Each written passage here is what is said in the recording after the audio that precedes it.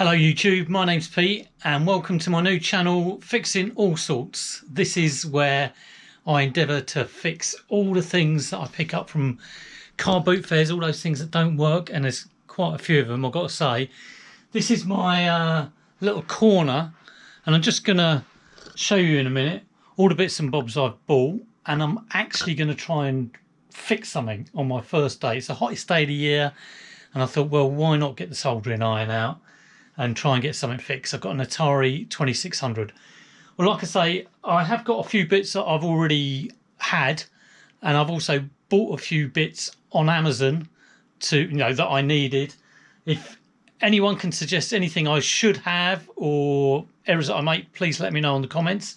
But I'm going to spin round and give you a little tour of the little corner of the little box room in the tiniest little place where I do all the work. Hope you enjoy it. Yeah, so like I say, I had some, already had a few bits. Nothing, I've not spent a fortune on anything. This is probably like, I can't even remember, probably around the £50 or £60 mark. But I've got a hot air station, this flux solder has flux in it. I find the thing when you're a novice is basically you might have the wrong stuff to start with. I was using lead-free solder, and this is rosin core solder wire, and I basically saw other people using it, so I thought I'll have some of that. Super wick, got that from Sticks Fix. He was using it. I'm sure other people use it. A little bottle of IPA. Tip tinner, which I think came with my soldering iron. Again, it's not a mega value one. I cannot remember how much I paid. It was probably about 60 quid off Amazon. I've got some of this flux stuff, which I see everyone using. Chip Quick. I've never used it before, but I've also got this stuff which I've had for ages, rosin flux paste. I imagine I will still use that for like battery terminals and sort of like big chunky stuff. But use this if I am, maybe doing an HDMI port if I ever get that good. Got a little extractor fan thingy bob. And then up here, what do we got? I've got a set of tweezers, which I got recently. Thermal paste over there. Just a pot of sort of brushes and prodding pots things. Got some, cutters in there. Got some tape, and then over here just some that's a big bottle of IPA, some contact cleaner, various cleaning things on the bottom of the shelf. These are my screwdrivers. This is the main set I use, but I've got a couple of other ones which I've kind of had previously. Cleaning cloths, and that's just got loads of sort of bits and bobs in there, really. Wires. It's got, oh god, what's it got? It's got like lots of electronical components. It's got some brushes that I use on a rotary tool. Up here we've got some sockets for chips, loads and loads of cotton buds, heat shrink wrap assortment. I've got this thing which I bought off Amazon probably about a month ago and never used it. Don't really know what it does. It's a component tester. So I look forward to sort of getting good enough to use that. My little rotary tool, which I use for cleaning. And that is a big box of batteries. So that is what I have been, that is my setup at the moment. And I've just gone and spent a whole load of money on a couple of other bits, which I really thought I needed. Firstly was this digital microscope. Thanks to Phil, he let me know that they had a thing on Amazon, a bit of a sale on Amazon. So what model is that? It's the it's an Anden Star, I think. Yes, 24/6 SM. It's not that big a screen, but I really need this because my eyesight's going. And this one, I saw Lee at More Fun Fixing It. He did a review on all the desoldering stations. And this was, well, he did recommend about 4 in the end, but I got the ZD915. I wasn't going to spend a hell of a lot of money on stuff, and apparently you can do a little hack to make that better. So again, I mean, I'm not doing that at the moment, but I might do that in a bit. Now my setup is going to be pretty shonky, but I'm going to have like a selfie stick with my GoPro across here and filming downwards. It could well fall on all the stuff I'm trying to fix, but we will see. I'm going to set it up now and just open these other little bits and bobs that I got from Amazon. Yes, it is always difficult when you start off because you obviously need the right gear to get going, because if you haven't, you know, I started off with just like a little soldering iron that you plugged straight in to the wall. And it can make the job more difficult and put you off, but you don't want to spend a load of money and not use it and have all the gear but no idea, which could well be me. But yeah, just to show you what I bought on Amazon recently, these are just 3 HDMI ports. They're for an Xbox One S. I'm planning to try and do that if I can. These are just battery terminals for fixing toys. I think I'm going to be fixing kind of like a lot of toys, a lot of like small electricals, and maybe the old console. So I've just got loads of these, and I probably could have got them cheaper. One thing I will need, I'm pretty worried about doing this channel because well, I don't want to kill myself by electrocuting myself. That's one little worry. The other one is I don't want to look a bit of a tit. You know, there's loads of people who are really good at this sort of stuff and do it all the time. And I'm starting from, yeah, I realise what little knowledge I have on this. But I'm hoping, you know, with the best will, I'll be able to improve my skills and get better at fixing. This is a little voltage. Yeah, it checks the amount of voltage and current going in to a charging port. That's just a normal USB one. Stick a couple of USBs in there. So I didn't have one of those. They seem like really useful. People are using them all the time. See how much draw is on something. This is soldering mask. Again, I've never soldered masks, and I realised when I got this, yeah, you put in a massive order into Amazon, and then I thought, oh, I should have got that. Oh, I should have got that. I needed to get some enamel wire for various sizes to do trace repair. Again, a little bit ambitious, me thinking I can do that, but you know, we will see. If you don't try, you don't know. And this is a little, I think I saw this on Stez Sticks Fix. It's a little thing that you know, sets the solder mask, cures it. So that is, like I say, the digital microscope and the desoldering station were the big spends. But I think I need them, and I'm all ready to get going. I can't wait. So under the desk is where all the horror lives, and this is my sort of current collection of things I want to go through and fix. There's some really old stuff in there. It's bought a couple of Xbox 360s, and you kind of would think, is it worth it? Well, they're red Ring of Death problems on those, and hopefully it's just a case of like heating up and letting the solder flow. I think it's on one of the chips. The first one I'm going to do, we've got a couple of Xbox One S's there. One is in bits, but it looks like the guy pulled it all apart to do the HDMI and then realised, what the hell am I doing? Which could well be what I'll be saying. That other one in the box, the disk drive isn't working. And that could be just a clean, who knows? And then I've got a PS3 at the back there. I've got 3 PS4s on the go. 2 are in the other room because I started pulling them. I couldn't wait. I started pulling them apart already. So I've got 2 PS4s in the other room. 1 there. A PS2. That's untested. I've got a Switch there, which is the first Switch I've picked up. I pick all this stuff up at boot fairs, like I said. I don't know if I mentioned that. So I go around and try and get sort of this sort of size stuff will do me.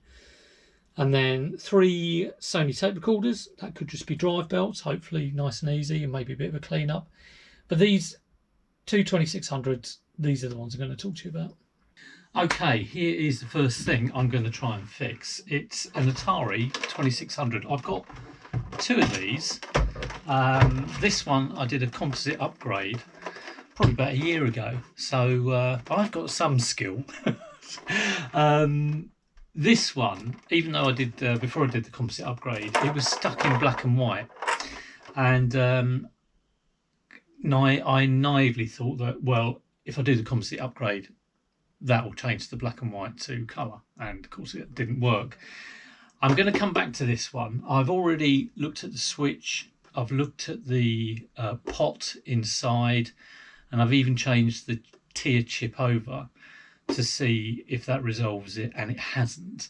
I'm kind of thinking it might be the crystal, so I'm going to take a crystal from one that's working. But we're going to come to that. The first easy peasy fix, because I want to build some confidence, is this one, and it's just not turning on. I've bought some power supplies off eBay which are fine, put it in, flick the on switch, doesn't come on. I've taken it apart and the power jack is a bit wobbly, so it should just be a simple soldering a few points on a power jack and then it should work, so fingers crossed. I will eventually upgrade this to composite output, but for now just want to get the thing working. Okay, so I've taken the top off. There are 6 screws here, keeping them safe. And then there's 2 screws, let's have a look. It's these 2 screws which hold kind of all the innards in.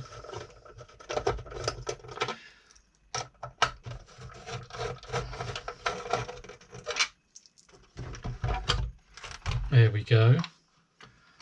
I'm just going to unplug the RF.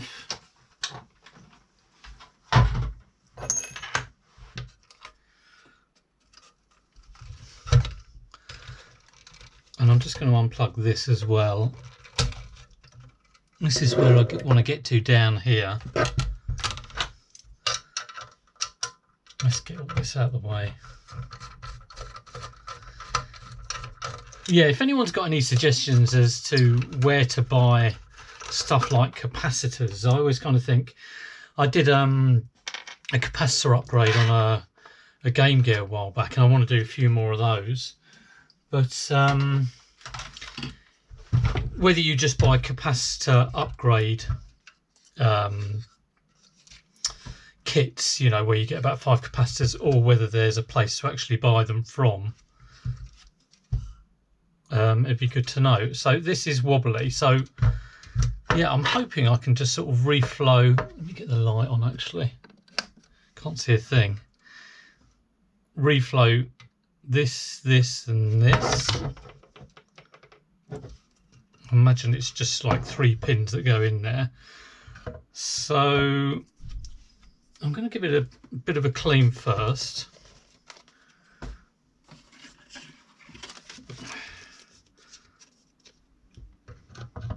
There's a lot of solder on there, so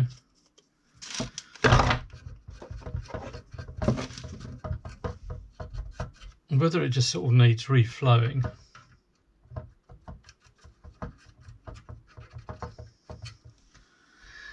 And yeah, it's a difficult one. Yeah, again, through the lack of experience, what flux do I use? Do I use this SMD 291, or the fact that it's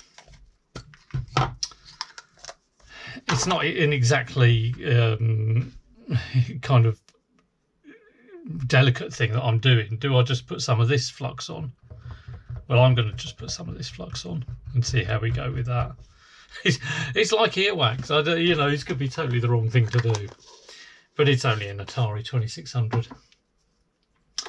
So we'll wash all that later, and I'm going to set the iron at 350.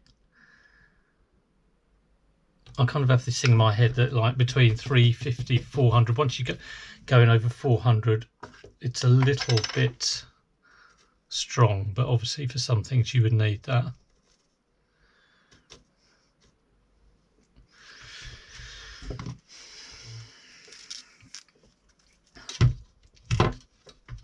And I'm gonna just sort of reflow all that solder and maybe add a bit to it if I think it needs it. I mean, it might be an idea just to wick that all away and go again. And I might try that actually,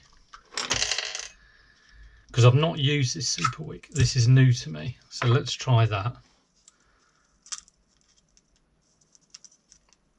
I had some wick, and I was really struggling with using it. So let's see how we go here.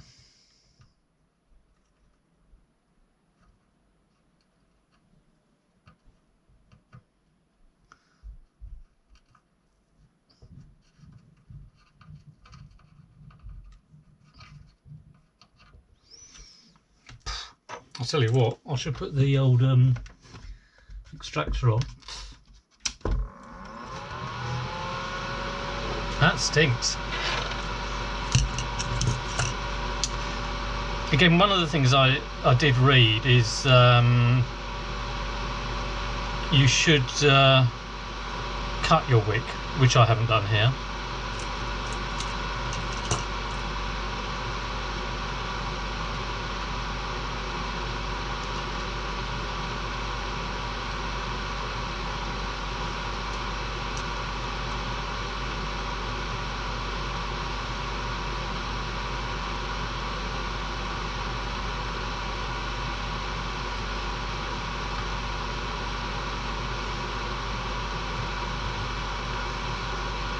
Yeah, this wick is really good compared to my old stuff. Definitely. That's fantastic. I think also, yeah, the tip of my iron, I could have a better tip, like a flatter tip. Just put myself on some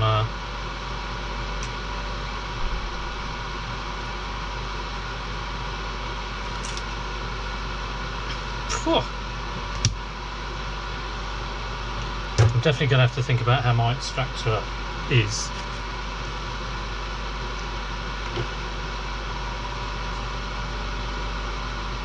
Give that a bit of a clean.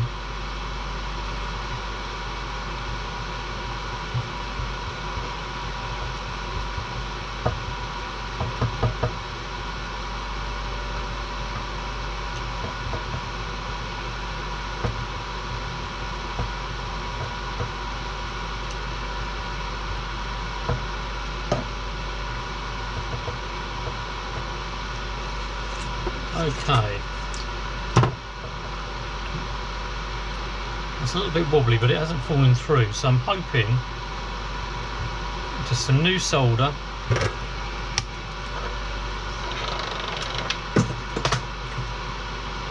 I think I'm definitely going to change the tip on this. I do see people with kind of, they have pointed tips, but they've got a kind of a bit of a hook. But for stuff like this, maybe a bit of a flatter. I've got one there which is kind of like a flatter thing, but it's, again, it's something I don't know, you know, which tip I should be using. To me, like, all tips are, what is the difference? Alright, let's try and do this one. Let's get a good fair amount in there. That's the first one. I mean, it's really weird. I kind of feel like I'm struggling with this, how I would ever do, you know, some really delicate work on a, I don't know, an HDMI port or some sort of chip. I can't quite imagine it, but we will get there.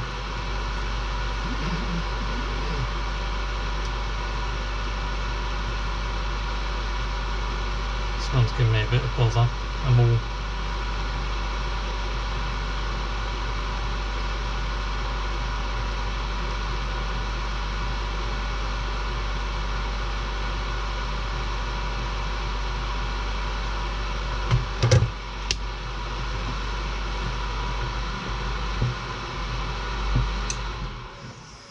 don't think it's particularly brilliant, but it's not wobbling.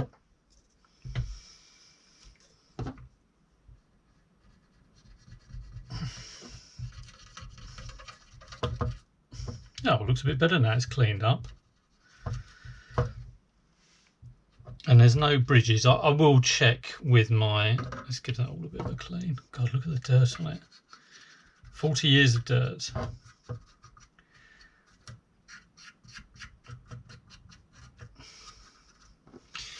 Okay, I'm going to put it all together and see if that has fixed the problem. Okay, here's the moment of truth. Is it going to work? Or is it going to blow up? Who knows?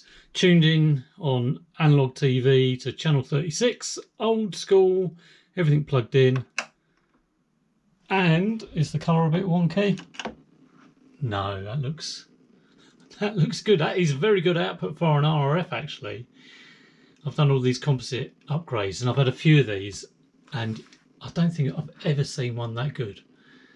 But yeah, chuffed. First fix, and I know it was easy, but I'm pleased I managed to do it. Hope you enjoyed that. Like I say, it wasn't the hardest thing in the world, but you've got to start somewhere. What I would like is if there are some people, and most people will know more than what I know, please do give me some advice, tips in the comments about maybe what I did wrong and where to get, you know, like I said, stuff like little components, like capacitors and resistors and, you know, all the little bits and bobs that you might need. Where do you get them from? Also, what other kit should I have? All comments are gratefully received, and I'll reply to every one of them as well. But yeah, hope you enjoyed that. Please give it a thumbs up and share it if you want to. And yeah, on to the second video, hopefully next week. I'll catch you later.